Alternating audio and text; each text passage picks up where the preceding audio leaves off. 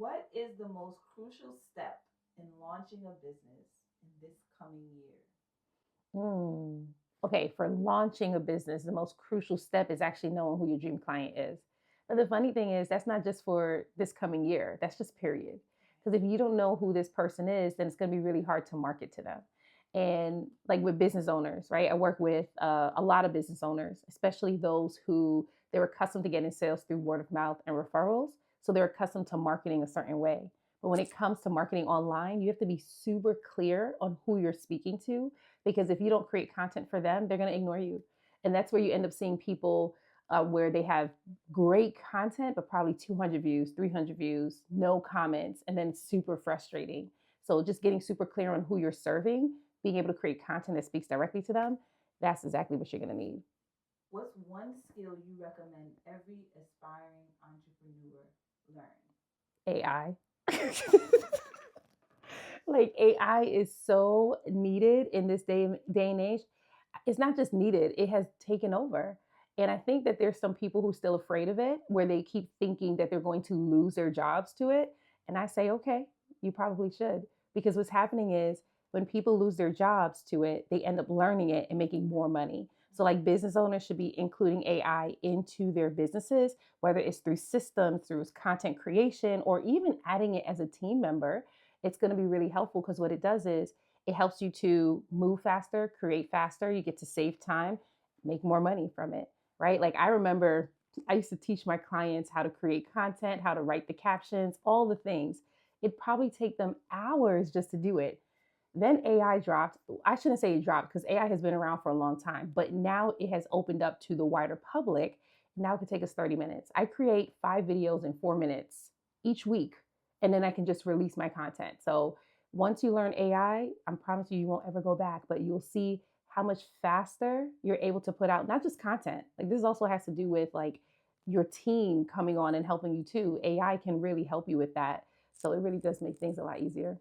I'm glad you mentioned AI because the question is, should Christians Yes. embrace AI? Before you even ask the question, yes, you definitely should. So there's actually a lot of prophecies that are going out right now where people are prophesying that 2026 uh, is going to be the year that releases more millionaires who are leveraging AI the same way that 2020 did when e-courses and videos came out. And so what God is doing is he's positioning his people, those who aren't afraid of innovation, because God isn't afraid of innovation. So those who are actually positioned and at the forefront, you're going to start seeing a whole bunch of kingdom business owners where their businesses are going to blow up because they're utilizing AI in a way that is unique and they're still able to spread the message, right? And that's the thing, like sometimes people don't look at their business as ministry. Building wealth is ministry. Your business is ministry, and God is urging us to leverage AI. So in August of 2025, I prayed to God and I asked for a multi-million dollar idea. You know what the idea was that he gave me? An AI co-host for a podcast. And so I ended up launching it. It's doing good. We're still pushing it now, but he didn't stop there. He started giving me micro dramas that I can create with AI. So for those Christians who are thinking, oh, I shouldn't use AI, it's the devil.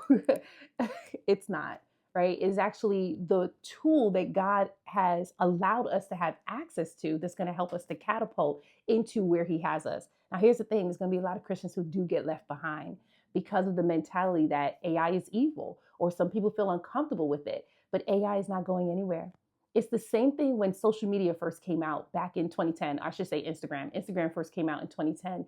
And you remember the people who used to post their food and their families and their clothes, and we used to make fun of them because we thought they had no life. They became massive influencers making millions of dollars. The same thing's going to happen with people who are leveraging AI. And if you get in first, you can actually be those people who are building that type of wealth. At what point should you quit your job to start a business? Whew, how much time we got?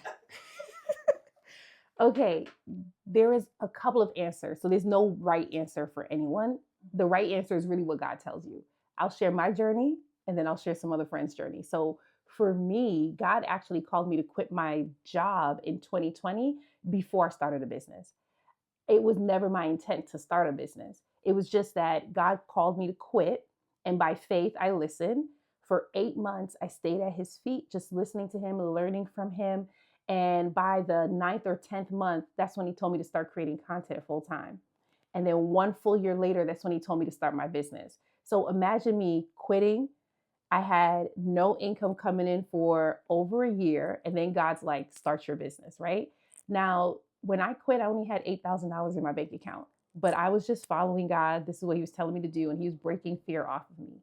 But I've had friends where they have built their business to 6 figures and then they quit. So really, my recommendation is not to just up and quit unless God tells you to, then go ahead and do that. But you really should identify how much money do I need to survive for the month, right? And make sure that you hit that for 12 months. Some people say do it for 3 months, but you should really do it for 12 months, right? In your business. And then go ahead and quit your job. You want to make sure you have some type of padding. But if God tells you to quit, just listen to him. How vital is ownership as it relates to building wealth? Oh, it's so vital. In order for you to build wealth, you have to own. Whether you're owning your business, you're owning real estate, you're owning stocks, you're owning futures, like you have to own. It's an owner's world, actually, because what a lot of people don't recognize is I hear people say this all the time, like the rich keeps getting richer, and it's almost like a us versus them, right? But the reality is the rich, they're just wise in understanding that taxes is what's really sucking us dry.